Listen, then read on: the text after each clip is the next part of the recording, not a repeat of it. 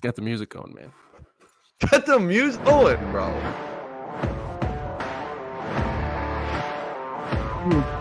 Producer Alec is in the building. Manager Mark is in the building. Both of our guys, Big Brother is in the sky. Big Brother's in the sky. Our tunes are rolling. Sky, eh? Bro, Someone's always watching. We have Manager Mark, kind of the eye in the sky, and you got producer Alec live here, not having to cut it later. The stars have aligned for a good one for us. The stars have aligned. Hey, Manager Mark, sharp-looking guy. Very sharp, very well dressed. Like, oh yeah, I bet. Like he looks, like he's sharp as a tack, man. I just fucked that up big time. Swag king. He's a swag king, bro. I'm tongue tied just thinking about him. It's nuts. But welcome into episode 6 of All Time with Luke Willson. How you doing, buddy? I'm doing good, man. I'm out here in LA. I'm heading back to Ontario tomorrow. You know, little family holidays. It's been good though. It's gonna be a good vibe down here, bro. I got a lot of energy tonight. I got a feeling. I don't know where the pod's gonna go tonight, but I got a good feeling about it. You know, just a very good vibe about what's gonna be said on this podcast tonight. Well, I can tell you a little bit of what we might dive into tonight, just to give the listeners at home a little sneak preview. We got some topics today, man. We did some show prep. I had a good little Wednesday. I just ate some Thai room. I got some chicken and rice sitting, so I'm energized too. We got a jam-packed show here, man. We're gonna talk a little Giovani Bernard. We got some Pro Bowl chatter. Maybe why the Pro Bowl isn't as it's cut up to be. Trash. And, you got a game circled this week that I don't think a lot of people at home would be expecting. So we're gonna get into all the football chat later. But you and I have been texting a little bit this week, and you've been super into the cycling lately. It seems like like since I met you in August, you've always kind of chatted about it. I know you did the stuff in Italy, but like. What have you been up to this week? I'm seeing all the stuff on Instagram, and it looks super intense. It's been a really good week. So I think I've told you this. I don't know if I've said this in the pod or not, but the main reason I'm down here in Los Angeles right now is weather and wise because in a velodrome, and I'll explain that.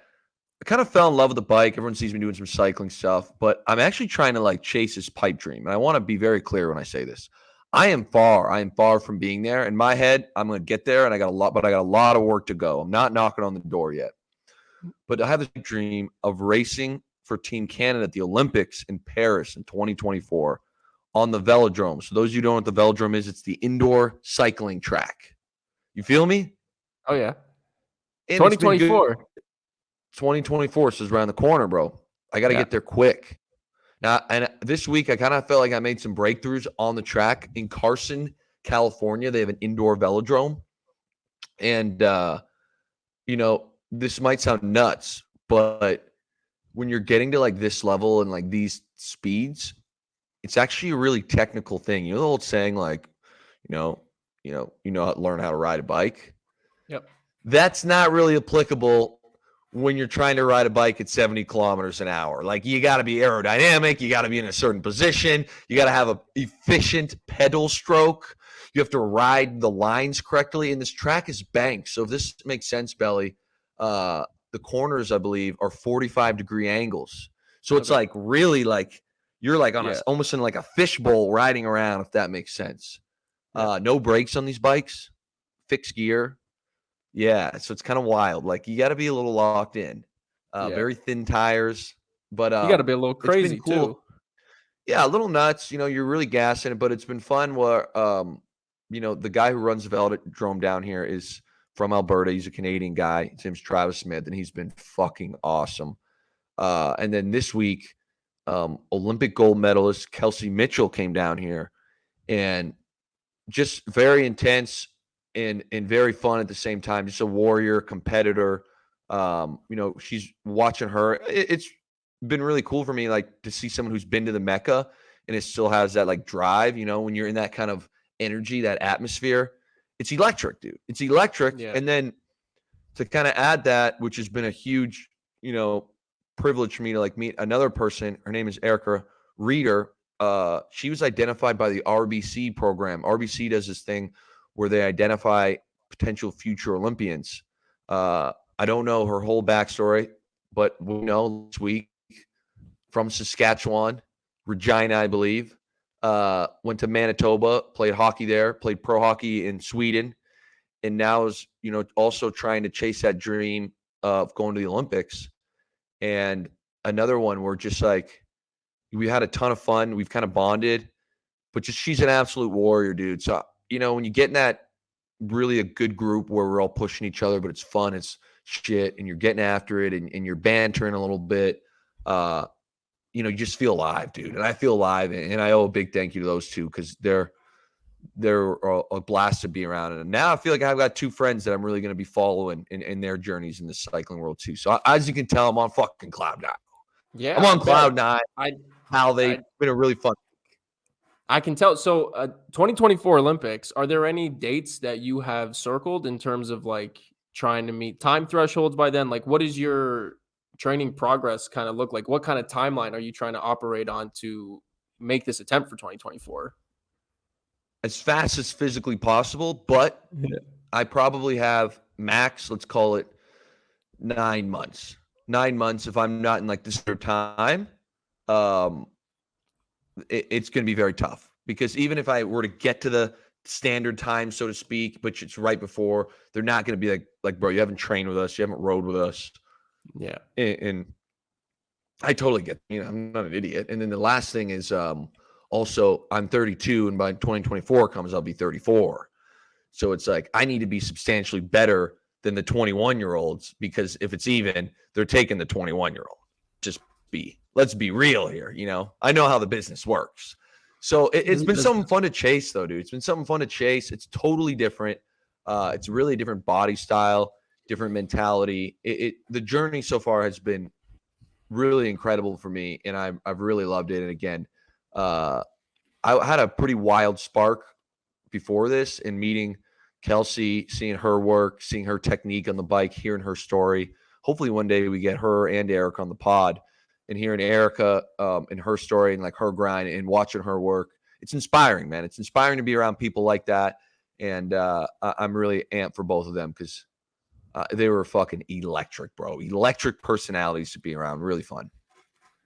It sounds like a good time. And it doesn't shock me to hear that you're chasing a little bit of a dream, considering the limited exposure I feel like I've gotten to you, the stuff I know about making out of Windsor into the NFL, even with the gambling stuff, it's long shots. So it doesn't surprise me that you're like, look, like I know it's not the best, percentage wise of happened, but that's something, it doesn't shock me that you're up to chasing something like that. So it's good to hear. And I like hearing about the progress. We're gonna have to dive into it more, like when you kind of got into cycling post career, were you cycling during your career? There's a ton of different places that I feel like we can go with the cycling conversations whenever you want, really. So maybe we'll sprinkle a little sling in. This is the last thing I'll say about today. We'll sprinkle in everything, but cycling has a bad rep, and as it should, because some of the people that cycle are tough to be around. I'll be very honest.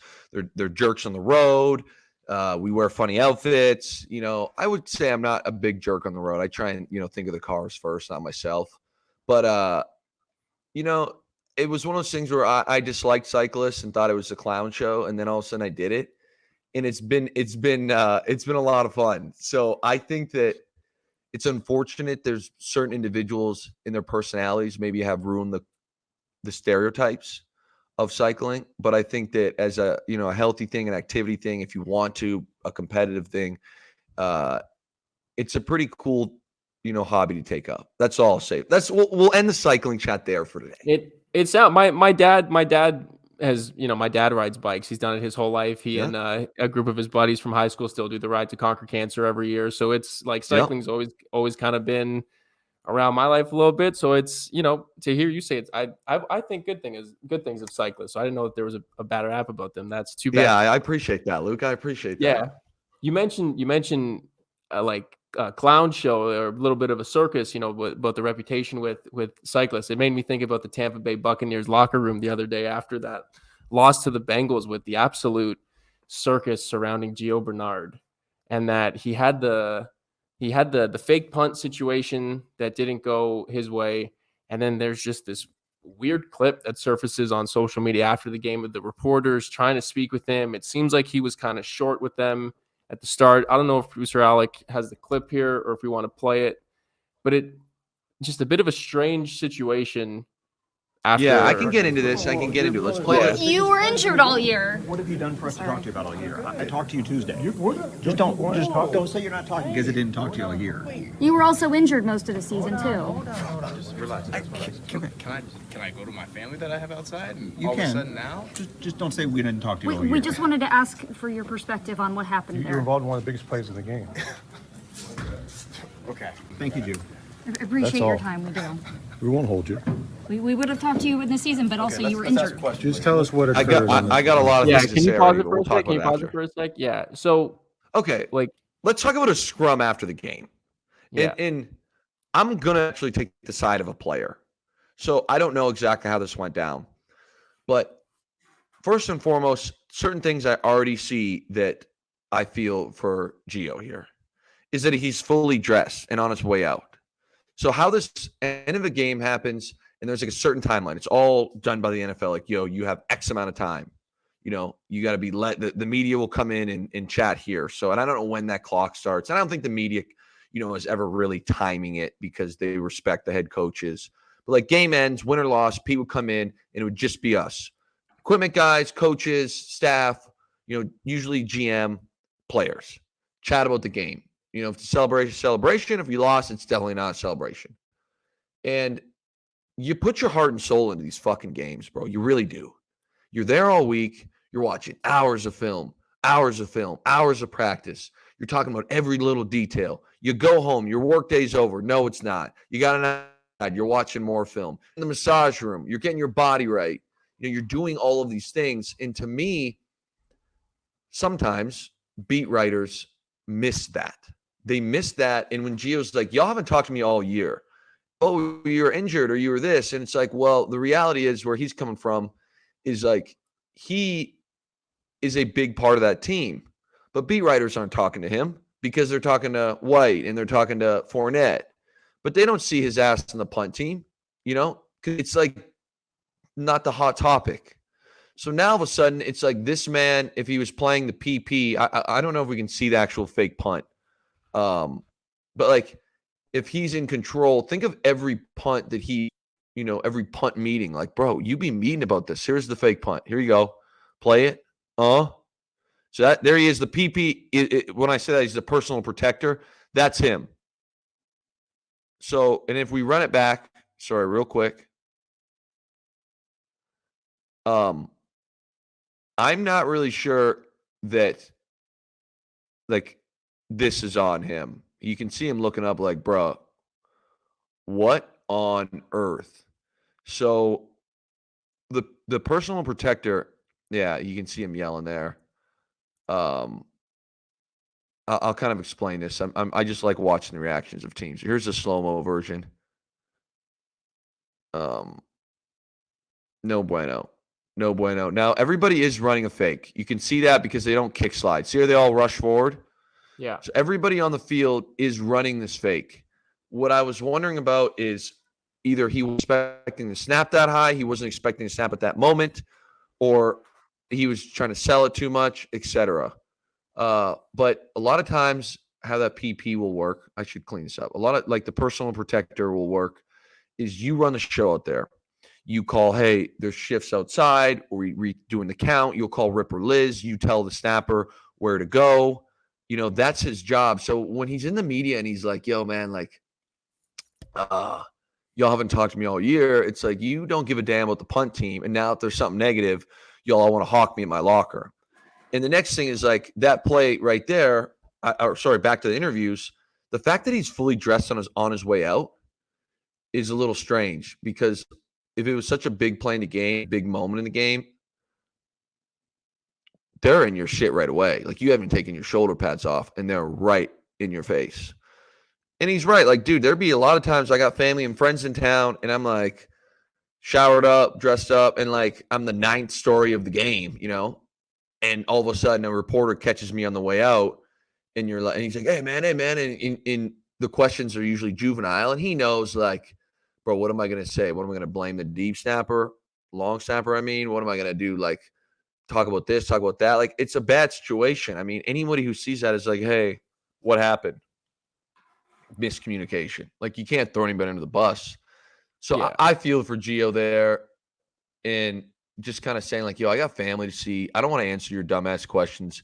It's a pretty simple situation. Everybody's blocking on the fake. You can see that. The ball snapped over his head. He doesn't snag it, whether he's ready or not, don't know.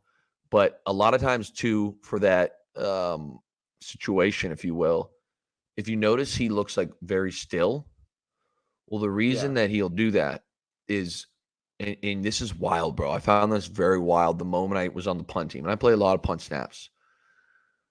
We would try and key any little tell known to mankind on these punts.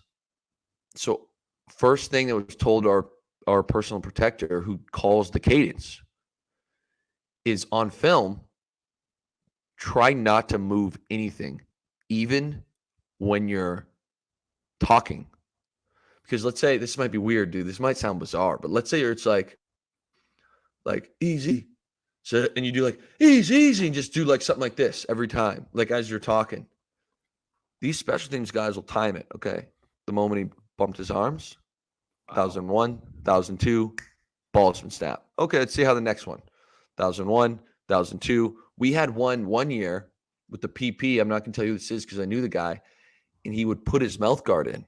So our cue was he would yell it and then put his mouth guard in, and it was, so if we had a rush on, it was like, boss, the moment he grabs his mouth guard, you're going there, you're going to count to one and hit it. Just trying to like time up the edge. So the idea on a fake punt, why he's like not moving, is it's like, yo, dude, you don't want to give any sort of tell. It's kind of wild how like that situation will work in that sense. How much of this league is a game within a game of just like coaches on Wednesdays looking over like every minute detail of like a special teams play like that, saying like if he's putting his mouth guard in at this point, we got to jump here. Like how? So yes, here's a fun one. I don't know if producer Alec can work this. See if producer Alec can get 2014 Seattle Seahawks blocked punt touchdown against the Dallas Cowboys. We're in Seattle. We lost the game. Doug Baldwin blocks this punt, I believe. See if he can put that boy up. I don't know. That's an obscure one. 2014 season. But as we're about to see it, or if we do see it, we score a touchdown this belly. The entire thing was based off a tell from the long bar. The way he like, you get to the point where like, yo, he do a little wiggle and snap the ball. You know, like the free throws guys do the same thing. Yep. It's like, dude, if a long snapper does that, one year we found a tell on a guy that would move his thumb. So like if they were doing a fake cadence, he wouldn't move his thumb. But before he go to snap it, he'd move his thumb, like tap the thing and snap it. And it was like, yo, everybody on the line, the moment boss man moves his thumb, ball's coming out. Like when we're rushing, go for it. And usually you don't call rush if it's 4th and 4. Because if the guys, you know, you don't want to give the first down up. Where now all of a sudden it's 4th and 9, you know, 4th and 7. You're sitting there, maybe they're on their own 30. And it's like, now's the time. Let's go get them. Or close to the logo, same thing, because it's like the reality is they'll most likely be a fair catch. And you go get them. I got a feeling in a sec, producer Alec is about to find this shit. All right, Luke, while producer Alec looks for that pump block clip, I want to run a tweet past you that I saw earlier today. Get your thoughts on it from former NFL linebacker Will Compton. Unfortunately, it looks like year 10 with the Falcons isn't going to work out. I was pulling for him, but I don't think it's going to happen. Very fascinating. We'll get that, not today, but we'll get into that. Very fascinating on why it didn't work out. And I would say I'm acquaintance with Will. I don't want to sit here and steal any thunder because guy, I love all his content. I don't know him super closely. We played in a college all-star game, just said hello to each other after some games. I was pulling for him, bro. I love the guy, and I loved him as a player. I loved him like true NFL guy. Like just a dude you respect in the league. Yeah. For me, at least. The content of his, the content of his that I've consumed, he seems like a good solid dude. So I was from afar, I was pulling for him, but it's too bad it didn't work out. But yeah, so his tweet reads, I don't know if Bruce or Alec can pull it up for the YouTube folks. Hey Dad, congratulations to @TJ Watt on making the Pro Bowl. Amassed 4 sacks while only playing 7 games. A true underdog story. Yeah. What do you think about this, Luke? He's right. He's right because the system is flawed. You know, when I was in college and as a kid, you're like, oh, this guy's a Pro Bowler. This guy's a Pro Bowler. And there was so much and there still is, this dude made the Pro Bowl. And then all of a sudden, I got to the league and I'm like, what? This dude made the Pro Bowl? This guy didn't make the Pro Bowl? Guys make the Pro Bowl because of things they did in the past. And I'm not saying TJ Watt is, he was the defensive MVP one year. He's obviously a Pro Bowler. But it's how do you make the Pro Bowl when you played 7 games? And you weren't, he's great. 4 sacks in 7 games is a great number, but 4 sacks on a season is not it. And what happens is, and I remember being in the room my rookie year and the first time, practice over. Okay, we'd practice run 1 to 3, 1 to 3:30, shower up. Coach would be depending on when practice in, our tight end coach would be like, yo, we're up in the meeting room. Let's call it 4:45. No, before that, let's call it 4. Okay, so we're done at 3:30, 3:15. You got 45 minutes, shower up, get in the tubs, get your shit right, and get back in the meeting room. So we go up there, and out of the blue, our PR team shows up one day last season, and it's like, yo, you guys got to fill us out. You got to fill us out. You got to fill us out. And we're like, what the I'm a rookie. I'm like, what the fuck? And everybody in the room was like, damn it. What is it? It's the Pro Bowl vote.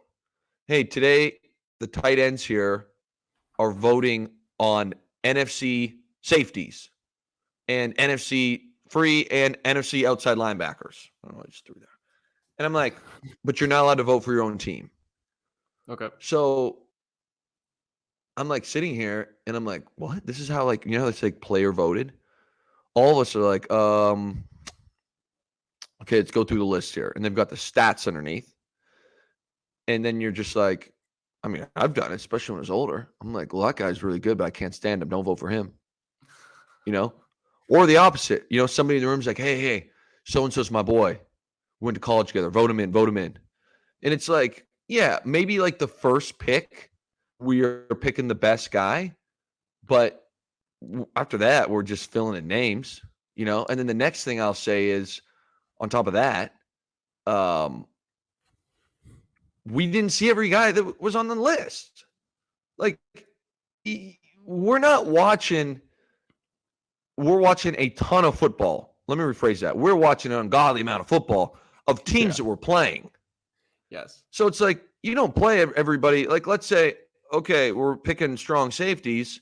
You go through the Niners guys. You look at the Rams guys. You look at the Cardinals guys. You know them like the back of your hand. You know everything that they're good at. You know how good they are or not good they are. Blase. But if you're not playing the NFC South that year, you're not too familiar with the Bucks secondary and how they're performing this season, regardless of what the stats say. And that's strange. That's odd because I had no idea that was a part of the selection process, or if that even is the whole process, because guys have contract incentives for reaching Pro Bowls, I would assume, right? That's a benchmark. Yes, and I made 100%. A Pro Bowl. I got an extra $1 million, and now all of a sudden you got guys on your rival teams or guys that are buddies with other guys that are oh, well, we could fuck this guy over, or we're not gonna. Oh, I don't 100%. Like him, so I'm not gonna pick him. That's. I sometimes forget took the legitimacy out of it. Yeah, I sometimes forget that professional sports are just still leagues. I've played in leagues, and you have just petty bullshit that goes on in these leagues, and I think I forget that it's well, they're grown men, they're professional athletes, but there's still weird petty shit, just a lot of petty shit that goes on. 1,000%. Yeah, dude, you end up getting somebody does a dirty play to you during the year. You think there's any shot that you're going to be oh, let's give this guy a Pro Bowl nod? Fuck no. Fuck no. You just lost my Pro Bowl vote. Shit, I just said that. Okay. And it's like, it's just very strange. And you said it where it's like, let's say it's your second year guy in the NFC South, and Yeah. we didn't play the NFC South last year. We didn't play him this year. We'll obviously play the NFC South the following year. But my point is, I've never seen this guy. We've never played him, and depending on what type of offense what type of I would never see their defense. Does that make sense? Like on film, I would never be breaking down, like, we're not going to, if we're preparing for the Niners and the Niners played them in the one crossover game. That's one thing many people don't realize, how the NFL schedule works. Bro, do you know how the NFL schedule officially works? Maybe, but let me know. Okay. It's fascinating. I didn't know this until I got to the league. So you play, I don't know how they do the 17th game now. I was out of the league by then, but the 16 games, you played your division, home and home, 6 games. You played one AFC division to get you to 10. Everybody in your division would play that division. So the divisions were on both sides. Yeah. Everybody in your division would play one NFC division outside of your own, obviously, to get you to 14. In the last 2 games were whatever position you finished in, you played that team in the other 2 divisions in your conference. Yeah. I didn't realize that. I'm like, shit. So it was funny. It was like every year. Yeah, go ahead. Do that. Well, I think it's an interesting part of like the schedule making process that allows for the amount of parity we see in the league, right? Because you get a team that finishes last in their division, they get good draft picks, they sign a couple guys in free agency. All of a sudden, while the Ravens are going to Kansas City, the Bengals are hosting Denver.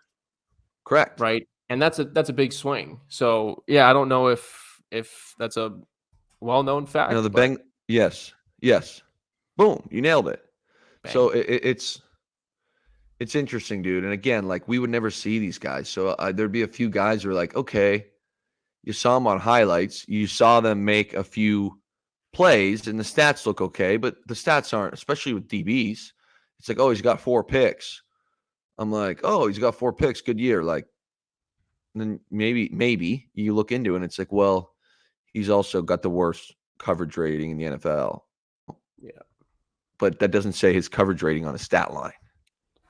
So that's why, to me, the Pro Bowl, it's great, and I'm happy for the guys who make it. And a lot of the times, but it's like there's somebody out there that was an outside linebacker, DN, like TJ Watt, that probably had a tremendous year statistically. It's probably his 6th year in the league, and his first 5 were somewhat pedestrian stat-wise. And he's doing a ton, and he's not now a Pro Bowl guy because the fan vote came into it, the player vote came into it, and dudes are like, put TJ Watt on there. TJ Watt's a GOAT. Put him on there. Yeah. And that's why I don't love the Pro Bowl and its voting system. The opposite is all pro. I think the all pro stuff is if you get on the all pro team, that's when you know you had a goddamn good year. Wasn't that what, like, Richard Sherman was talking about on First Take all those years ago to Skip Bayless? Like, I think that's what he was saying. He was like, I was an all pro. I was the top 22 in my sport. In my 25 years of life, I'm better at life than you. That is one of the best moments. You want to talk all time. That is just top of the notch. Like, there's like, you get into the YouTube rabbit holes with like old ESPN videos and stuff, like the First Take. The Richard Sherman clips always play. They never miss. It's just too good. And producer Alec, as he always does, has pulled up the Doug Baldwin. I believe it was the Doug Baldwin block punt clip. If that's what we're referencing here. I missed that. Really? He's got it? I didn't even see that in the chat.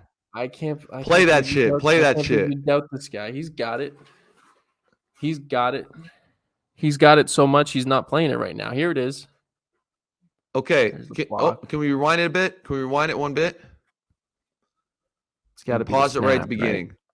Right? Okay, so you can see it here. So he actually out in the vice. The vice is, so you've got the gunners on punt that are out wide. causing all the disruption. And a lot of times in the NFL, you'll have – so, again, I was a wing guy, but you'd have a 6, 7, or 8-man punt box. So, basically, how you count this is if you're playing the wing, so not the personal protector. For the Cowboys here, it's 84 on the left and 89. You would have the widest guy. The next guy has number 2. The next guy has number 3. It's very easy, to count when there's only 3 guys. And theoretically, you should be all good. You have an extra guy here. So you call it you call the situation as the PP, and you see 2 guys blocking your gunner. Doug was one of the 2. And we had a tell on the long snapper here.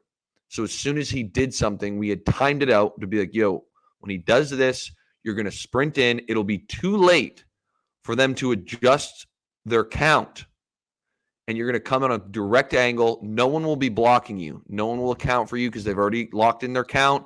You timed it up perfect. If you go too early, they're going to pause the cadence. And you should be untouched. It'll be very bang, bang, but we think you can there. You can't really tell what it is here, and I don't want to sewer this guy. I think he's done playing. He's actually Canadian. But boom, we timed it up. Play that shit, producer Alec. Timed it up.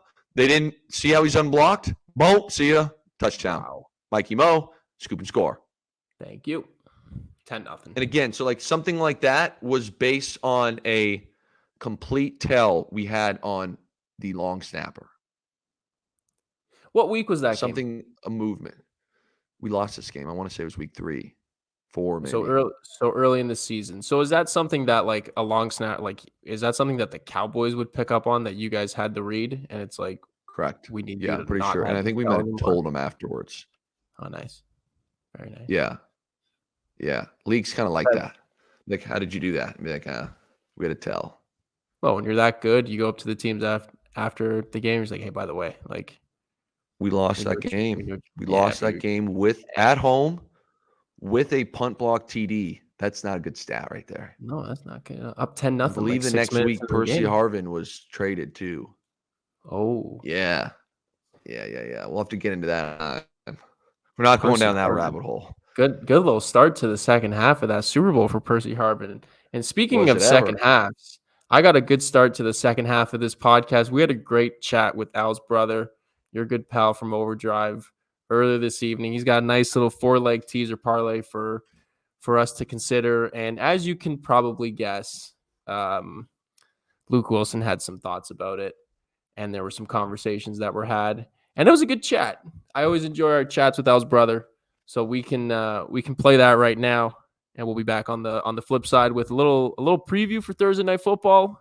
And you got a game circled this weekend, Texans Titans, and it's definitely not for the reason why people are going to be expecting you to have it circled. So we're going to get into that after. But first, like I said, enjoy this chat with Al's brother. All right, Luke. It's about that time, but this time I don't have that warm, fuzzy feeling. And you know what I'm about to say. We're about to bring on Al's brother. But let's be honest here. For anyone who listens to the Overdrive, me and Al's brother used to be a dynamic duo with the team president, Jeff O'Neill, O-Dog, and we would make these picks. And now all of a sudden, there's been a lot of drama. Al's brother has said some things online that are unforgivable. And I might add, his first teaser on this pod, it was a 5 or 6 legger. The first leg got slapped. So we're going to bring him on here, but don't expect me to be friendly. Let's bring him on.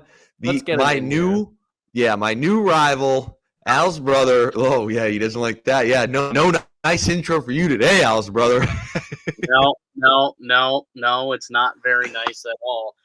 Look, I'll be honest, man, Luke. It's really upsetting what happened between us. I thought we had a great thing going, but then you just started acting a little out of pocket, and I think that culture, what we were trying to build with Team Aldog and Team what was formerly Luke's brothers, we had to go in separate directions. I think we could try and keep it as amicable as possible, though. I think that would be worthwhile. Especially for the all-time pod, and I got a feeling you're about to cook us with a good teaser lay, if you will. So let's hear it, bro. What do you got? And then I'm going to warn you, though, there's something on there I don't like. I'm shooting from the hip and asking questions. All right. I don't think that there's a whole lot here that you're going to debate about, though, because I found 4 legs here in a teaser play this weekend that I think is honestly tremendous, and I think that all of them should hit. Although I said the same thing about that last time, and like you said, blown up in week 1. But the first one, I'm also going to stick with the Thursday nighter, so that it gives us a few days to kind of look at this. But you got Jacksonville, you got the Jets. It's currently at +1.5 for Jacksonville. They're the underdogs. They've been playing some elite football of late. You could tease that 6 points all the way through the 3, through the 7 number. You get them at +7.5. So by more than a touchdown, they're being underdogs. And the Jags, their defense has been playing really well as of late. And in that second half of the game last week against Dallas, they really shut them down. They've got 21 takeaways on the year. The Jets 21st in giveaways on the season. So I think the Jags, they get an extra possession or two. I believe they can win this football game. They've been one of the most explosive offenses the last 3 weeks, averaging 6.2 yards per play. That's good for 3rd in the entire NFL. You got Quinnen Williams on the defensive front for the Jets, who are dealing with a calf issue. No Mike White's going to be Zach Wilson, who I don't think is a very good quarterback, and I don't think they can put up a whole lot of points with him at QB. So the fact that they're favored actually confuses me. So when I can take Jacksonville and I can even just make it even more of a low risk play and tease this up to 7.5 in a parlay, I really think that it's a worthwhile thing to do. And you look at the Jets, they've only won by a touchdown one time since October 16th. One time have they been able to cover and win by more than a touchdown. So I don't see it happening against the Jags, who are one of the hottest teams in the NFL and looking for a division title, to be quite honest with you. So I think Jacksonville can cover a 7.5 point spread. Atlanta and Baltimore is the next one. And actually, I'm looking at the total for this game, and I'm teasing the under. It's currently at 35.5 is the over-under for this game. Not expecting a whole lot of offense. So I think if you could tease this up to 41.5 and take the under there, I feel like that's a really good play. Last 3 weeks, look at Baltimore. They've had the number 1 scoring defense, only allowing an average of 12.4 points per game.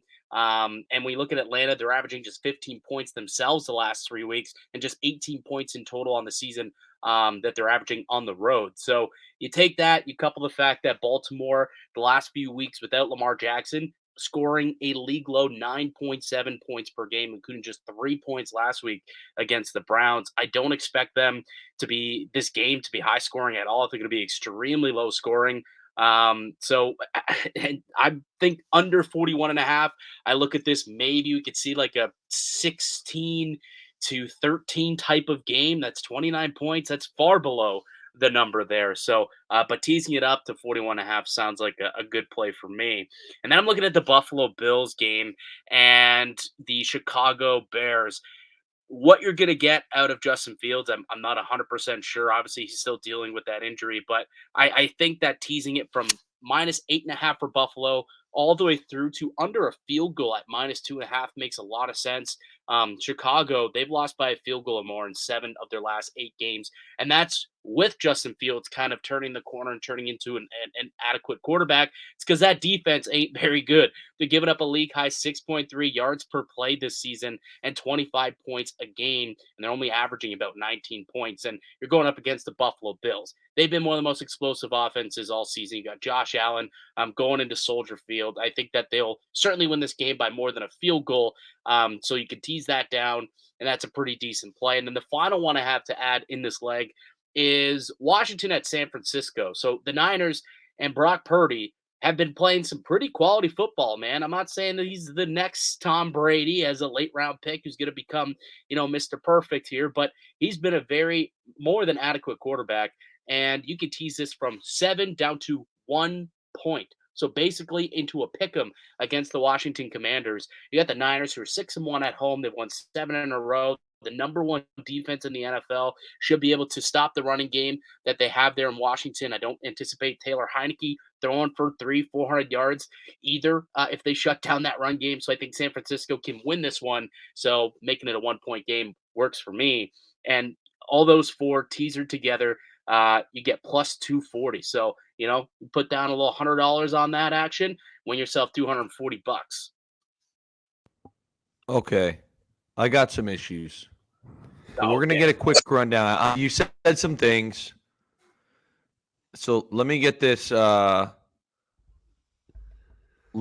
straight. You've got Jags plus 7.5.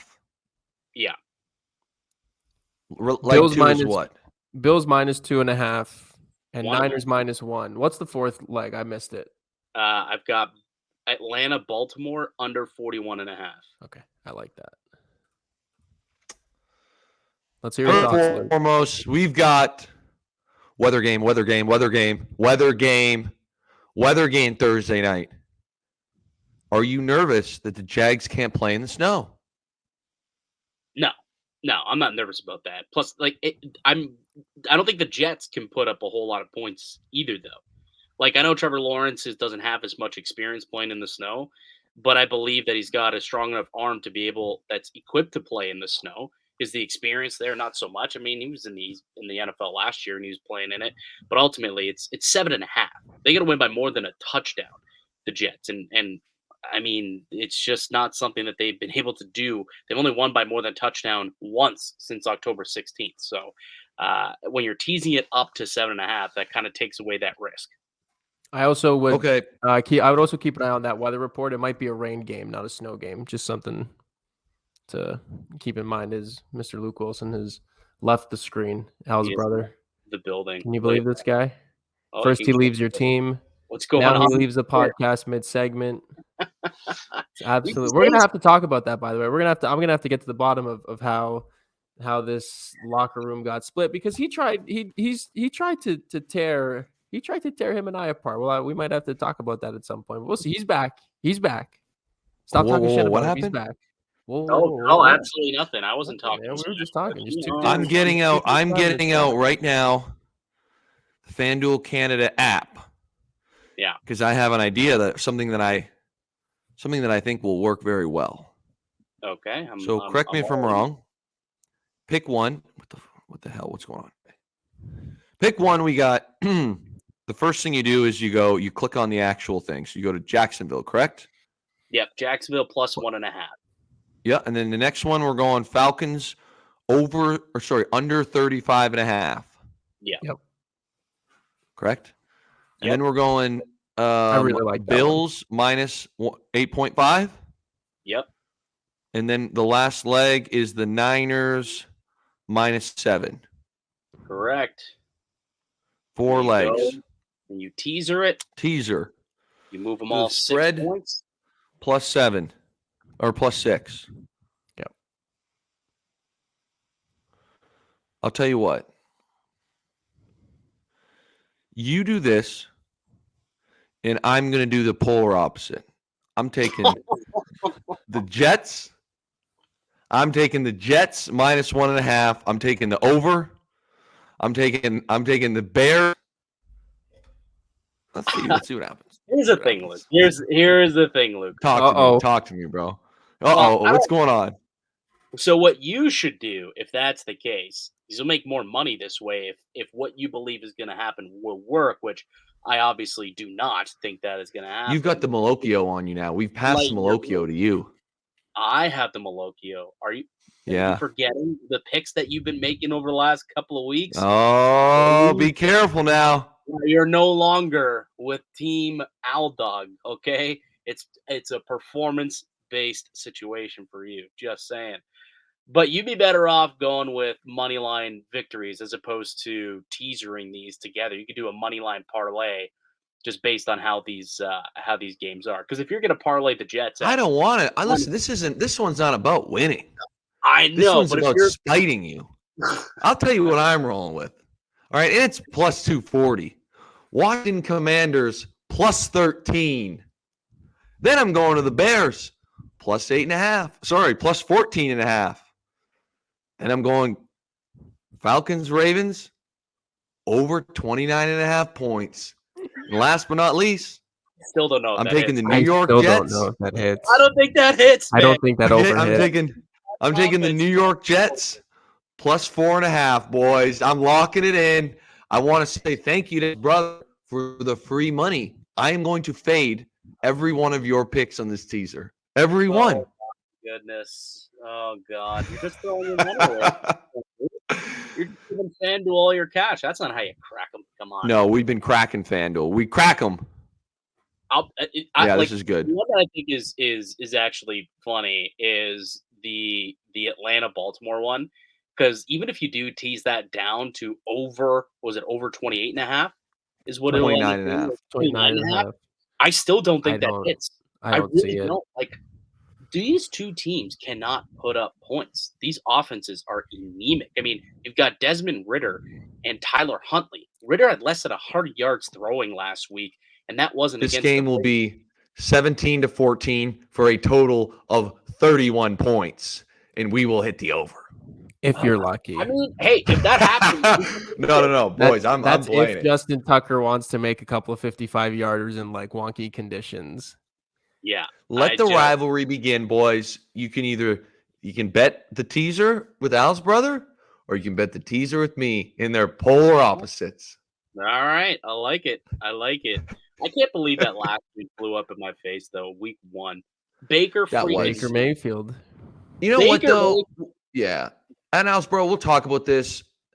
The reality is, and if you listen to Richard Sherman on the Amazon Prime thing afterwards, and part of the reason why, I called the game with Team Hayes on the -7 was we all want to be like Baker Magic. Yeah, he made a couple good throws, and I'm not trying to take anything from him because he had a tough year. But, bro, the coverages, the coverages that the Raiders were playing at that moment, at that part of the game, was asinine, dude. I'm like, how can you call this? Pee Wee coach would know, like, yeah, we shouldn't probably press man on the 25 with 15 seconds left because they're probably going to throw a go ball. And now you're giving a 50-50 ball. Like, back off, let Baker throw some underneath, tackle him in bounds. Boom. Like, what are we doing? Yeah. Anyway. It was awful. It was awful. Well, I mean, I want to thank you for the free money. I want to thank you for the free, though. When this 17-14 game happens, this shit is hitting. Belly. If you had $50 to put on one side, which side are you picking? Luke or me? I'd put it on the Philadelphia Eagles money line. I don't like either of these. So that's what I'm going to do. You guys can put your $50 on your 4-leg teasers. I'm going to put $50 on the Philadelphia Eagles to beat the Dallas Cowboys. And Gardner Minshew, you're riding the Gardner Minshew train? I'll ride the Gardner Minshew train wherever it goes. For one game, that's all I really need. But and I'm getting similar odds. They're plus 190 on FanDuel as of recording right now. I locked them in at plus 220. So you guys got your plus 240 4-leggers. I got a 1-legger that's 220. And we're gonna have to circle back to this next Wednesday and see who gets the laugh last. The last laugh. There you go. As long as it's not FanDuel, I'm gonna be happy. So so how did he try to tear you two apart? Because I know the wedge that was put between Team Luke's brothers that ended us on Overdrive. You hated it, Al's brother. You were the one who created that wedge. One of us decided to go with the Seattle Seahawks last week, and it wasn't. That's absurd. I wonder which one of you that was a good pick. It was a good pick. You cannot. The Seahawks weren't going to cover that. It was a great pick. Game went exactly how I thought it would. I thought the turnover battle would go our way. Instead, it didn't. We fumbled and we dropped a pick. Those two things happened. We cover that game easily. I make good picks. We were 2-6 when I joined the team. We were 2-6. Ifs and buts. Look, you made fine picks when I was feeding you information. Now that you're with That's not true. Oh my goodness. Oh my goodness. This is going on to the overdrive. I mean, we disagreed on 2 picks. You were 2-0 in those picks. One of them was a 4th and 10 where David Njoku caught a one-handed pass. And the other one was the Seahawks. I make one pick that doesn't hit. One. Oh, okay. So that seems like a good point where I can. This feels like a good point where I can jump in and interject. Luke and I had a stretch earlier this season where we hit not 1, not 2, not 3, but 4 parlays in a 10-day stretch. Nice. We were the hottest gamblers on the planet. The next game that we sat down and gambled together, I said, hey, dude, I think it's going to be a good night for Isaiah Pacheco. Pacheco proceeded to have one carry for 0 yards. I wake up the next day, And a former NFL tight end who's won a Super Bowl is telling his 140,000 followers on Twitter. 70. Come on. 170? 170. My bad. Thank you. My bad. Don't cheat me 30K, bro. Well, it might have been 140 at the time. We've been growing quite rapidly over the last several months.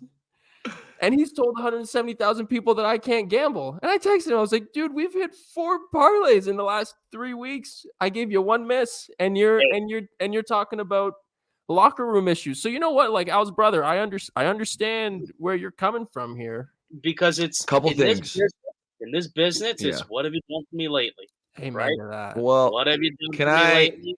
It's a sick league, man. Yeah. No can I money. say a few things? He'll cut on the you in the heart record here. Please. Yeah, I owe Luke Bellis an apology. Al's brother, absolutely not yet. But Luke's brother, I didn't know. Sorry, I said Luke's brothers.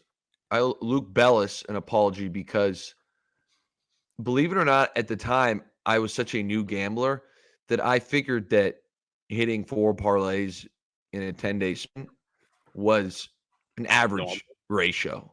I figured we would be somewhere around the 80% range. So then all of a sudden when we missed a few, they weren't small. We had 80 to 1. We hit like 80, 20. Like it was we had a 2-week stretch. Was that the run with the Nick Chubb touchdown? That was later. That might have been at the end of that 10 days. Yeah. But the big one was the Hayden Hurst touchdown the last play of the game. Shout out. Oh, that got you guys the 1 yard you needed. The Right. 1 yard we needed 2 yards, and one parlay had the 2 yards, and the other parlay had the 2 yards and a TD, and they were all of the last legs. So the first one was an 11 to 1, and the second one was an 80 to 1 lay. That was a big hit. It's floated me for the entire season. I'm more in the. I'm not a big baller when it comes to heavy bets. So, yeah, I didn't realize that you're actually not supposed to hit these like that. So that's on me. I'm a changed man, Luke. You gotta accept my apology. You've grown a lot. Since we've met in August, you've come a long way, Mr. Wilson. It's inspiring to see the progress. But that being said, I'm still betting this teaser, and I'm gonna thank Al's brother publicly when it hits. Make sure it'll be all over Twitter saying Al's brother picked the opposite of all of this. I went and faded every one of his picks. It was plus 240. I'll probably $100 on it. Thank you, Al's brother, for the free cash. Hashtag fade Al's brother. Hey, man, it's not going to work. It's not going to work. Now, Fade. Here's the thing that'll be a little weird, though. With these teasers, is there not a way where both of us can hit, or am I nuts? Yeah, they could all hit right in between. Like, realistically. So, like, for example, you have the Niners. There's a chance that, they all actually both hit. There is a chance that they could all hit. Actually, there's a chance that they all would hit. No, real quick, over and under. The over under. I'm under 41. He's over 29. That gives a 12-point buffer. Every single game, and then we go over. That gives you're on the Bills. You're on the Bills minus 1.5. Minus 2.5. So if the Bills 2.5. win, So if the Bills win by 3, we're both winning. 3 to 14. You have a 12. You have a 12-point margin in every game. That would make sense. You took 6 points one way. He went 6 points the other way. You got a middle ground. So we need. So ideally, we get a 3-point Jets win tomorrow. No, a 3-point like Jags win. They cover the plus 7.5. The Jets cover the plus 3.5. So ideally, tomorrow night's a field goal game. Ideally, the Falcons-Ravens ends up 31-28. Oh. And Al's brother takes an L on the teaser parlay. That's the most likely thing to happen. There's a better chance. I'm going to correct score. I'm going to correct score on it. Correct score? 31-28. What's that pay? I couldn't tell you. Probably high odds because that's next to impossible. I would imagine. That's probably the same odds as Team Luke, Brian, losers, whatever you want to call yourselves, having an immaculate. Be careful now. We're 1-0. We're 1-0. Don't see it happening, fellas. Luke, are you just like hell-bent on trying to confuse people about your name? Like, it's bad enough there's already a celebrity Luke Willson, but now you're on a team named Luke Bryan. Well, Brian Like, Hayes. what the fuck? I didn't make this up. They I guess you couldn't combine do our Brian names Wilson to make either. Luke Bryan. Yeah, somebody else said no, it should be Brian Wilson, and that still also doesn't do anything. Like it's Brian still Luke. a famous name. Boys, don't Just call them the try and losers. That's exactly what. don't that try and team sway is. away from what the reality is here. I'm going to win this teaser parlay 4 for 4. Al's brother is going to get tripped up on one of them and go 3 for 4, and he's going to be sitting there wondering where his cash is, and I'm going to be holding the bag. Let's go, baby. Secure the bag. I just did. Fade Al's brother at all costs. And you know that I'll also have another parlay this week, which is whatever you and Team Prez O-Dog pick for your picks on the spread, I will be on the opposite side with cash on it. It's karma, bro. You kicked off your star player. Bad karma has been built up. No, what we did was we let Antonio Brown walk. That's what we did. Let him go. Touche. Where's Touche. I need the hat. You gave us the deuces, and we said, peace. Goodbye. Peace. See, your mind went Love to it. Antonio Brown. I was hoping producer Alec would pull up the Earl Thomas picture. All time. That's one of my funniest moments. That's too good. What's the Earl Thomas picture? Well, do I know the story here? The Seahawks didn't renegotiate his contract, so he came back. This was post everybody, and unfortunately ended up breaking his leg. So on his way out, he flipped off the Seahawks sideline. Right, I do. That was like he was playing Dallas, wasn't he, in that game? Arizona? I can't remember, to be honest. Was there something with Earl Thomas in Dallas though? Like he wanted to go there, get traded there, or something? Or they? Yes, that was a different year. I was on the team for that. We played in Dallas. I think we won, and after the game, he had went over to the Dallas locker room and was like, "Come get me." Yeah, something like that. I remember that. Yeah, he's a good player. Earl good Thomas. times. Oh yeah, great player. Legion of Boom, man. Just had to hand the ball off. I mean, wow, we're gonna go there. All now. right. Well, on that note, we're gonna go there now. On that note, you're gonna have to tune into Overdrive on Friday to hear all the picks and get all the banter. If it's anything like the last 20 minutes have been, it's gonna be some good radio. So, Mr. Al's brother, thank you for joining us. Thank you for the teaser parlay. I don't think Luke or I will be betting it. Unfortunately, I got my Eagles money line. He's got the fade year parlay, but I hope it cashes. Frankly, I hope you come back next week and dance on both of us. So I appreciate it. That would be awesome too. And is that the Malocchio? I don't hope that at all. Is that the pepper to get rid of the Malocchio? Is that the pepper's over here? This is the hand, the horns, the hand. I got the pepper on here though. Love it. Get rid of the Malocchio. We all could use some of that. I'll tell you that. Appreciate you having me on, boys. Good having you, buddy. Of course. See you Friday. And we're back. That was quite the chat. You had to fade him. Yeah. You had to go full fade. You couldn't just like flip the over under. When he took that under, we weren't even on camera at that point. I couldn't even see you. But as soon as he teased the under, I was like, oh, this just is not gonna. Because I've come to you that was gonna pass, and I just know not to do it anymore. I bet my unders on the side, and I don't even want to deal with your wrath. It's like, dude, are you serious? Like, I'm not fucking taking. Bro, I'm coming around. I'm slowly coming around. I'm coming around on the idea. Join me, man. It's a sweat fest, and I'll warn you: the second you bet an under and lose, you're gonna hate yourself, and you're gonna hate me. But you're gonna learn to love it. You're gonna learn. You're gonna learn to. You're gonna watch NBA basketball games with a calculator in your hand and go, all right, I got 27 more points this half. If there's 4 minutes left, I can afford this many points per minute. All right, good. We're pacing well. We're pacing good. You're just sitting there doing. I love that. It's an acquired taste, huh? It's an acquired taste. It is, man. It's betting unders. It's a sweat unlike any other. And this Thursday nighter might be a bit of a sweat. And I think it's funny. You think of the two most recent primetime games: Monday night at Lambeau, and now Thursday night with New York. When we were looking at the schedule at the start of the season, it would have been like, oh shit, we're getting an NFC Championship preview game, Packers Rams Monday Night Football, and fuck, we got Jags Jets on Thursday night, and that's turned out to be a little bit of the flip. There's some playoff implications with this game tonight. The Jags are coming in humming. The Jets, the whole Zach Wilson situation, good defense. Let me hear your thoughts on this barn burner of a Thursday night football game for a change.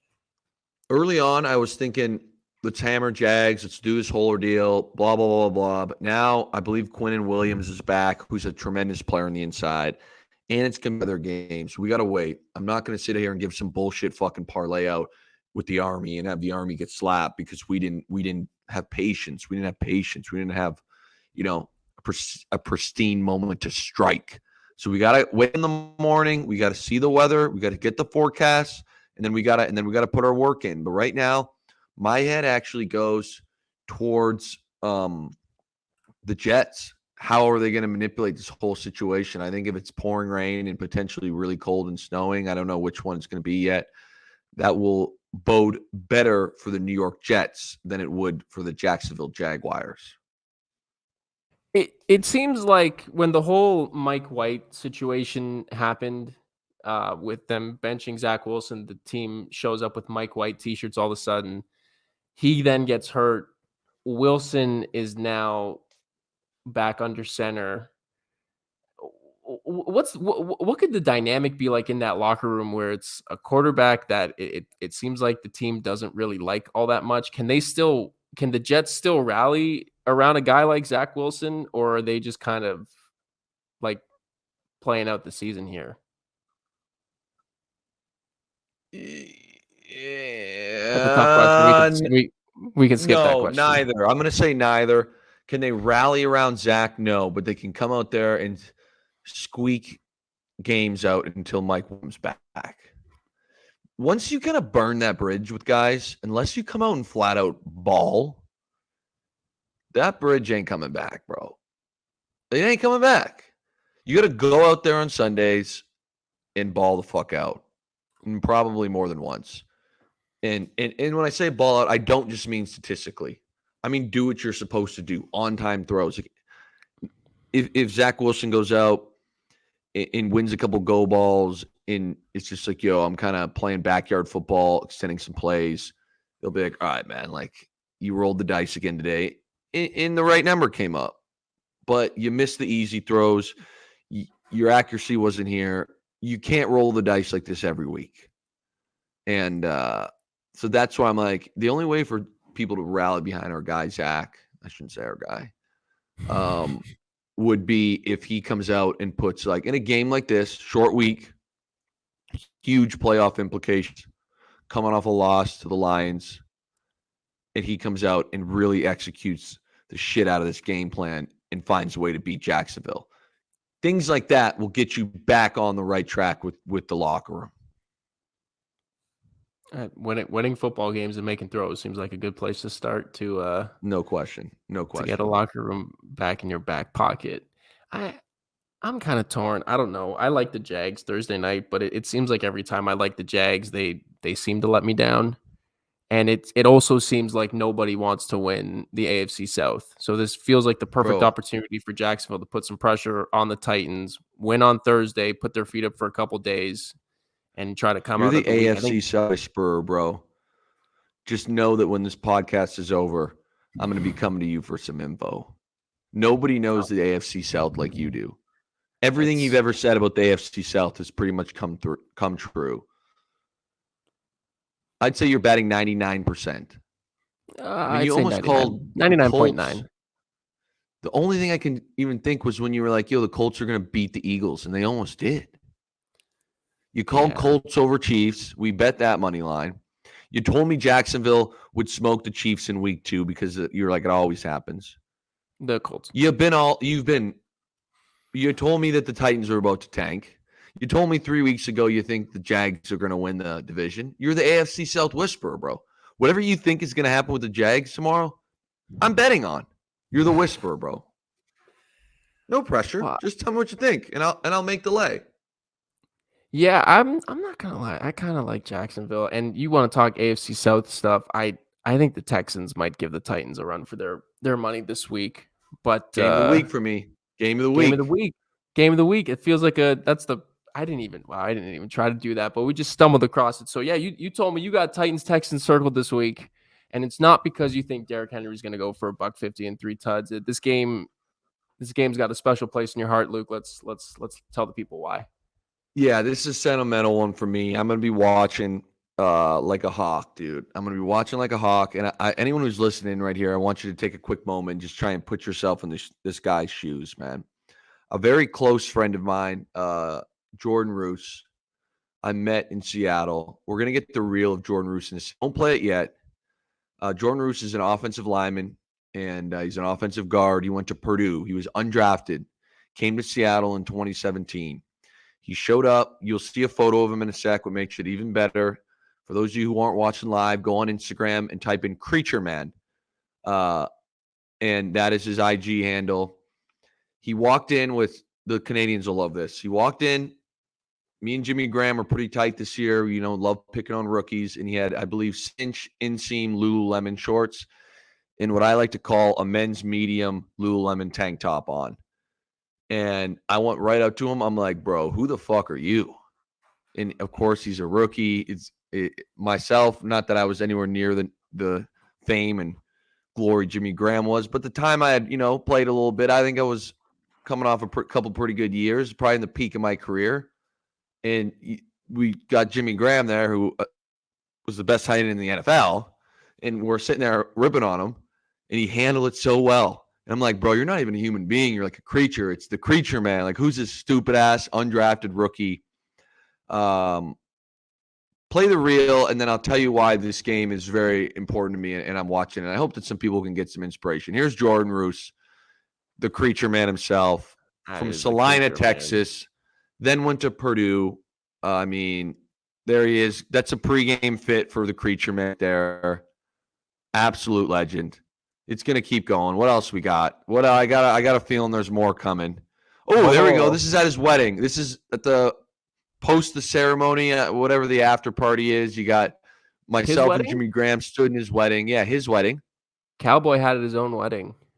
Yeah, legend. You should have seen the full fit when the ceremony had the shades on, the jacket. It was iconic. I mean, the guy, he's a legend, bro. You look bulky in this picture. Yeah. You look like you're. That was right, true wide tight end. Oh, here are the boys getting ready again. We were a little yin and yang. As far as our style, our swagger goes. But a close friend of mine, and I'll tell you a couple funny stories about him in a sec. But going on to why I want to watch this game, and not that this is this type of podcast, it's maybe not the inspirational podcast, but we're gonna go there today. We're gonna go there, Luke. You're gonna let me go there. Let's do it. Jordan Roos has been in the NFL for 6 years.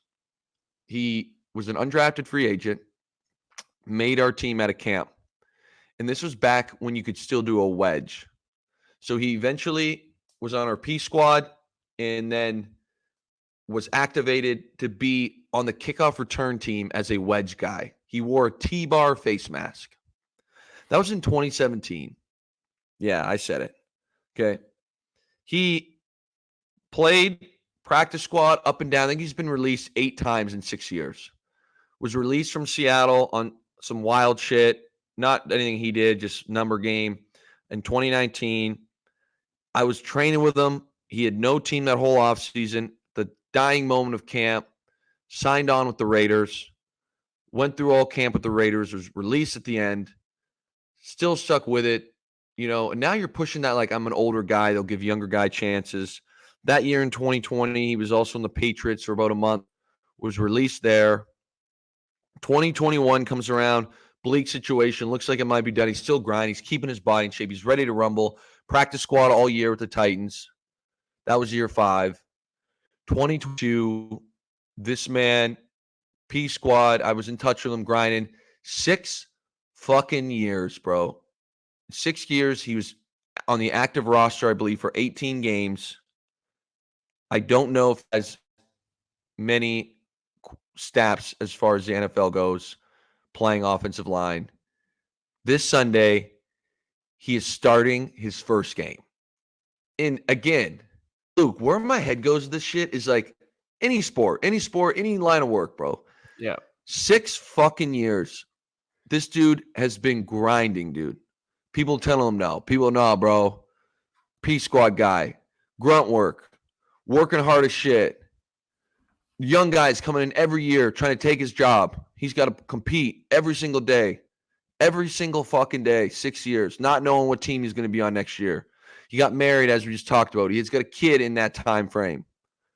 Like, the mental fortitude to come in here and now after 6 years start an NFL game on Sunday.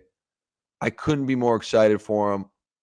You know, I don't know if I know a more deserving guy, and I'm going to be watching my boy, bro. I think it's, again, just his whole journey, even coming from Salina, Texas, dude. You're kind of in the mecca of football as far as Texas. And Purdue's obviously a big school, but it's like, how come Texas didn't offer him? Texas A&M didn't offer him. You know, he had to go up to fucking Purdue. Wow, you know, they overlooked his ass. Everyone's overlooked his ass, and he just kept his fucking head down and kept working, bro. And we'll get into some funny shit about Roos in a sec. But that's my 2 cents, bro. I'm very excited. Anybody who's a football fan, tune in. Maybe sauce a guy a tweet. Maybe send him a DM. Be like, yo, good luck in your first start. We're pulling for you up in Canada. Yeah, I mean, 6 years, is a long ass time. And I just took a look. I was in first year university 6 years ago. That feels like a lifetime ago. So to go through that grind and, like you said, up and down P squads, cut, on the street for some of it, to not give up on that dream and to just kind of keep, it's like, okay, I'm gonna be ready. My name's gonna get called. My number's gonna get called. And after 6 years to finally get that, I mean, I'm gonna have to watch it. He's got a fan in me now, and that's a cool story. That's pretty cool. It's a cool story, and if you haven't been sold yet, here's a couple off the field things about my guy Jordan Roos. It's just electric. He is adamant that the best tasting beer on planet Earth is Bud Light. There is not a better beer. One time we were out. This is in the off season. Order Coors Light instead of a Bud Light for him and me. And I handed him the Coors Light, and you would have thought I handed him a piece of human fucking shit. And he looked at me and he's like, what's this? And I'm like, oh, you said you want a beer. He said, why didn't you get a Bud Light? And I was like, I don't know. Like, I just got a Coors Light, dude. Like, it's the same thing. He explodes. It's the same thing? Are you nuts? Going bizarre. So one of the I mean, Bud Light needs to listen to this shit. This guy's the Mr. Bud Light. And then, I mean, it's insane, dude. He won't drink Coors, nothing else. Next thing I'll say is one of the greatest guys to bring to a restaurant. Because you can imagine, you know, in the off season, sometimes we go to nicer establishments. He refuses to eat anything that is above the palate of maybe a 6-year-old. Oh, and what I mean by that is we could go to the nicest steakhouse in Seattle, and he will ask for a hamburger. Nice. But if it's a steakhouse, usually it's a gourmet burger. Yeah. He just wants cheese and ketchup. Yep. I think, Manager Mark, do I have that exact order correct? No lettuce, no tomatoes, no onions, French fries on the side. This guy's got cheese and ketchup hamburger in a Bud Light. What? Don't matter where we are. Does not matter what city we're in. We could be at the nicest establishment or the worst establishment in town. This guy eats plain hamburgers or / cheeseburgers, steak, rice, green beans, I think chicken tenders and French fries. And that's it. That's it. And he's starting games in the NFL, dude. I mean, he can also bench probably close to 600 pounds and squat more. So that's another reason why he's. When we were in Seattle, the coaches would ask him to stop max benching every single week. Like, dude, can you just stop? Like, every day you come in here and you load up the bench press and you put on straps and you bench. And it's like, if he's not doing a 1 rep max, he's doing a 3 rep max. And if it's not a 3 rep max, he's repping out 315 as many times as he can. And he's probably one of the strongest bench pressers in the NFL. How much weight were you throwing around when you were at your like physical peak? Like physically 405. 405. Peak 405. That was early stages. So I found that it was weird. Weightlifting in the NFL, I think for a lot of guys, they have somewhat of a strange relationship with it because you can do too much of it, depending on each person's body. And what I mean by that is you can do too much of it in the sense of like, for me, all of a sudden I start putting on weight. I'm in college. I'm like, yo, we got bench press coming. Like, let's hit 4 bills. In college, it was like the dream to be able to put that fourth. I call it a pizza, the 45-pound plates. Be able to put that fourth pizza on. That was like the mecca when I was 18. Like one day I'm going to bench 4. And three pizzas was a big ordeal too. When you first get that third pizza, you get that 315. It's a lot of pizza. It's a lot of pizzas on there. And now all of a sudden you get that fourth pizza and you're like, dude, now I'm legit. It's respectable. I feel like if you can bench 405, no matter what situation you're in, people be like, this guy's strong. Is that a fair statement?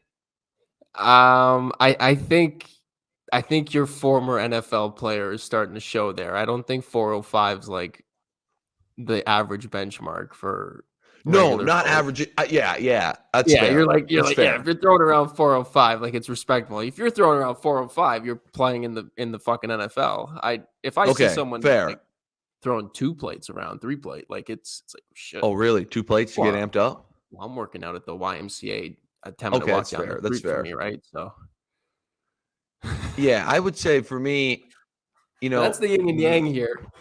Yeah, as far as like, let's call it the dick measuring contest of bench pressing. Yeah. For me, if you want to be legit, you can rep out, at least 5 to 6 at 315. And if once you hit the 405 mark, you're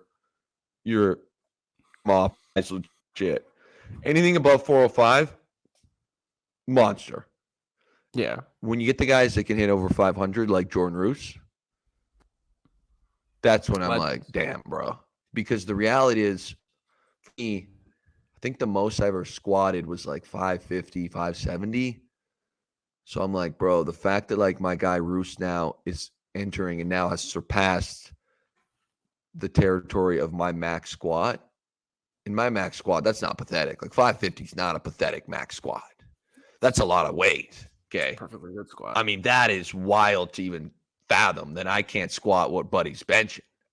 It's a kick to the ego if I ever get one. You know what I'm saying? You want to talk kicks to the egos? Yeah, talk to me.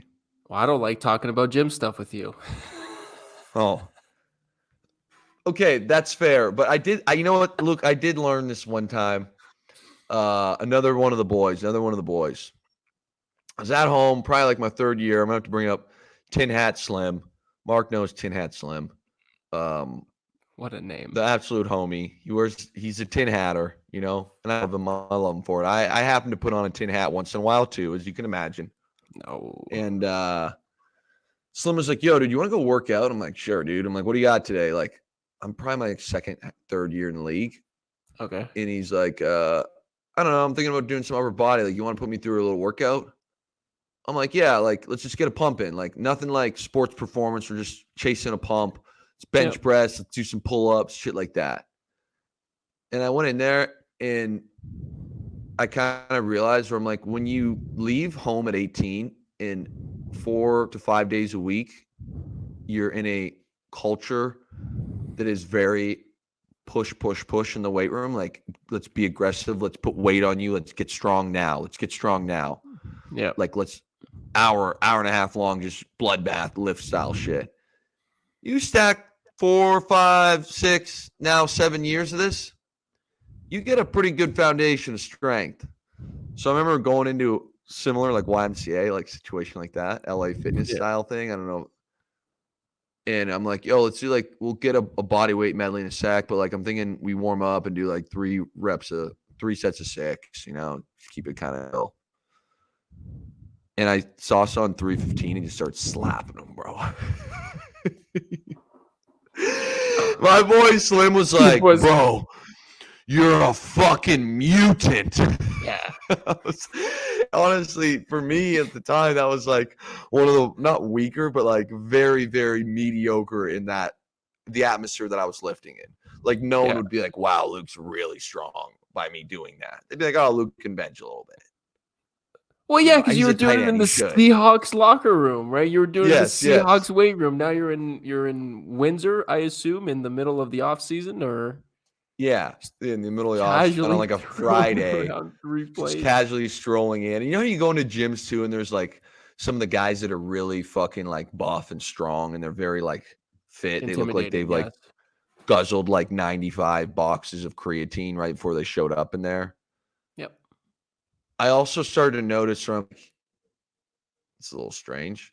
Like everybody at the gym was like looking like, what the fuck? And like some of the other like real buff dudes weren't really like hitting those kind of numbers. And then I realized again, like a different style of lifting. Not that bodybuilders, some of the elite guys are doing way more than that. But I think some of the amateur level bodybuilders are really like, let's do sets of 10 and 12 and burn out, and let's burn out and let's burn out and let's like grow. And like we were chasing like max strength. Like every year in college was like we would test 3 to 4 times a year of 1 rep max, and it was a show. So just high weight, low reps. Like when we would do test days, it was go till you can't, in the sense of like, okay, last time your max bench press was 275. So today's workout, you have like 225 for 5. Let's go 245 for 3. You'll go 265 for 1, 275 for 1, and the rest of the card is blank. And you're going to do 1 rep until you can't do 1 rep anymore. So if you smoke 275 fast, they'd be like, okay, let's go up, 15 maybe. If it's really tough, it'd be like, let's just try 5. But like you're under that bar, and we would do like, okay, this is test week. So one day was squat, one day was bench, one day was hang clean. In the ammonium, is that what it's called? Ammonia, whatever the smelling salts are. Yep, that sounds about right. Passed around the weight room. Like you get under the bar, and it's like, yo, it's ready. You're ready to rumble, bro. Boom. Guys are slapping you on the back. There's chalk everywhere. Rick Ross is banging through the sound, like the rafters in the weight room. Your strength coach is screaming at you, like, let's get it, Luke. Let's get it. Yes. And now all of a sudden it's like, bro, I think that's someone yelling on the Venice boardwalk right now. I don't know if that came through. Is it someone on Dufferin and Bloor? No, it could be someone on Dufferin and Bloor. You never know. Definitely not out in LA. Yeah, I think I got some action on the Venice boardwalk right now. So anyways, likely you got action where you are than I'm on the 9th floor of a building. I don't know if there's a lot of action going on outside my window. That's fair.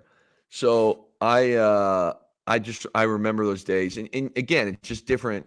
Like we're not looks maybe for some guys are a byproduct, and obviously you have muscle growth, but you're really looking for like I got like chasing like fucking bone density. You know what I'm saying? Like, yeah, let's grow, let's get some bulk going. So that was weird. I kind of realized it like that time that it's a very different level than like people just working out casually. Is that fair? Yeah, I think that is fair. I think that is fair to assume. That's pretty funny that you just like walked into a commercial gym a couple years into your NFL career, and you're just like, what? Guys, I'm just warming up. Like, what's everyone looking at? Just kind of chilling. Yeah, that's exactly how it went down. Big man on campus. The best part was it wasn't like a lot of times too, I feel like in those gyms, if guys are really going heavy, they'll be like grunting and like, oh. Right, like get down there, and I'm like, all right, bro, count of 3. Like, you good? Yeah. My boy's like looking at me like, you could tell he's like never lifted 315 and like spot anyone with that. I'm like, all right, 1, 2, 3, and just like ding, ding, ding, ding, ding, rack it up and like get up and like, you like loosen the shoulder up. Like, yeah, I felt kind of good. And he's looking like, what's the matter with you, bro? That's like a lot. Legitimately, that would be like a full like record scratch. Like dude, the fuck you doing? Take the 3 plates off. That was, but it was weird. And even today, bro, I'd say it's the one thing that the NFL burned me with as far as real life. I can't work out in these gyms. No, like from the age of 18, my life has been in either a professional setting or a college setting into a professional setting or into like one of the boutique like sports performance gyms. Yeah. And like the idea of me going in and like you see the online of like the weird shit people are doing, or like having to wait for some like Muppet to bench like 135 and not touch his chest. I can't do it. I can't do it. There's no way. Have somebody grunting in here. Have somebody grunting. Like, bro, to see someone wearing weightlifting gloves. Like, if I'm in a gym where someone has weightlifting gloves on, I need to leave, bro. I need to leave right now. Don't say it, Luke. Don't say you have weightlifting gloves. Well, sometimes they're good for like grip and strength, and people always say that your grip strength will never be as good as your lower body strength. There you go. So you use I don't use weightlifting gloves. I'm fucking. Thank you, bro. Yeah, that's what you need right there. I haven't been working out all that much lately. My hands look a little bit too nice. Nicer than that. Again. But yeah, that is pretty funny. Just the idea of I can't get that image of you out of my head. Just like walking into, because I worked at a Planet Fitness for 6 weeks when I was like 19. I can tell the story of how I got fired from that job down the line, but yeah, it turns out on the next pod for sure. Yeah, it turns out doing graveyard shifts while working other jobs might lead to you getting fired from one of them. But hey, you live and you learn, and I could tell you on my resume the Planet Fitness experience for 6 weeks in Mississauga did not make the cut. But a friend of yours that does have a good resume, speaking of resumes, retired from his sport today. I feel like we got to give him a little shout out. We got to show some love. Good vibes, Gil. Got to. Good vibes, Gil. Good luck, Gil. Good times, Gil. Gilmore Jr. is an unsung hero in Canada in athletics. Look at him, bro. Look at that fucking monster right there. Look at that intensity. What a beast. God, dude, what a great guy. Gilmore Jr. I get the privilege of meeting. It's coming out soon. I ended up being a coach on a reality television show. It's season 1's coming out. CBC just put it on, and Gilmore was an opposing coach, and we got to spend a ton of time together. And listening to his story, 12 years, bro. I think it's been longer than that, but 12 years, meaning like 3 separate Olympic Games. Yeah. Like true greatness, bro. Everyone who talks about him, the way he carries himself. Again, I just met him 8 months ago, and I can't say enough good things about a guy. We did get to spend 5 weeks together on the road. So when you do that, you get close to people. And he was on in the early days of the Luke and Luke ordeal before the podcast. He showed up, brought us some good luck. We talked about the parlay we hit earlier in this podcast. He was in the building that night at TSN. But kind of back to Gil, like he officially retired today from speed skating. Excited to see like what the next chapter of his life will be. We got to get him on the pod soon, and we will. Yeah. But what was cool for me about like learning about Gilmore was, and this is one of the things I hate about sports coverage. They don't go in depth, bro. They don't go in depth, and that's including the Olympics. You want the cheap story. That's what I find. You want the easy story. Hey, dude, so-and-so won a gold medal at the Olympics. Gil didn't win a gold. Gil went to 3 Olympics, 12 years. Greatness. That is greatness. To be able to skate at that level for 12 years, bro. Yeah. Represent our country. I mean, that is greatness, dude. It bothers me that he's not more of a household name, because the more you dig into this guy's story, his upbringing, Calgary guy, how he made it, some of the stories he told me about him and a good buddy of his, I think it's Denny Morrison is the name, a little more known speed skater. This guy, Gil, salt of the earth, one of the hardest workers, I think an unbelievable representation of Canada and athletes across the country, regardless of the sport. So I'm happy for him. I'm happy for his next journey. I'm thrilled I got to meet him. I know you got to meet him, Luke. Great dude. He's going to be on this podcast soon, and we're going to be slapping FanDuel Canada with some good time, good luck, Gil parlays coming up soon. That's my guy, bro. What a legend. When we get him on, we're going to have to talk about that night because like now that we have the podcast, I feel like we haven't really gotten into that night all that much, but this episode has gone on for far too long, and I want to have Gil here with us just to talk. Like, do you remember how chaotic that evening was? We almost didn't get the bets in.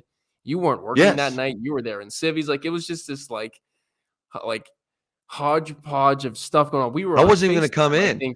Yeah, we were on FaceTime. His flight was delayed. Yes. At 7:50, you were like, bro, like, we're ripping it on the 401. We're coming to Scarborough. Like, don't worry. And I was like, dude, like, we got to lock these picks in. And you were like, okay, dude, whatever you guys do, make sure Hayden Hurst's over is on there. And that's where I'm just going to leave it at that for now.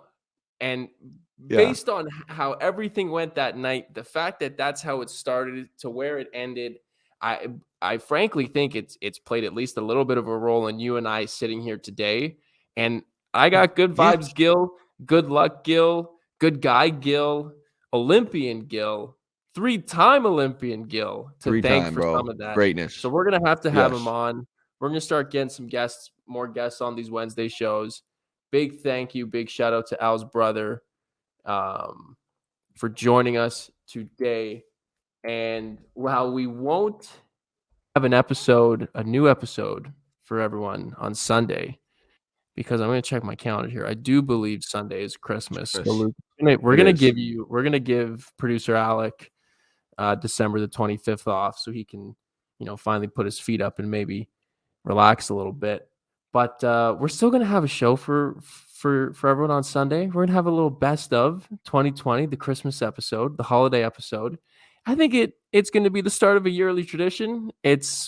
We're only 6 episodes in, so it probably won't be the longest best of, but something tells me that that clip of your cramp might make the cut. And so yeah, I think we're gonna wrap it up here. Is there anything else you wanna touch on just before we bring in the music? I think that's it. Lock it in, boys. Lock it in. Episode 6 in the book. Episode 6 in the books. You're gonna have to check out the FanDuel Canada app to check out our same game parlay for Thursday. We're gonna crack them, Luke. We're just gonna have to figure out the weather forecast before we do. A big shout out as we've been chatting. Pudge has been grinding in the shadows. Pudgy's picks coming in for tomorrow. There we go. Pudge is fired up. Big shout out to producer Alec for all the behind the scenes stuff on the 1s and 2s. Also, a big shout out to Mrs. Producer Alec. I know she got some good news today, so we're all pumped for her there at the all-time crew. I'm Luke Bellis. Joining me as always has been Luke Willson. Thank you everyone for your time. We'll see you next time. Peace.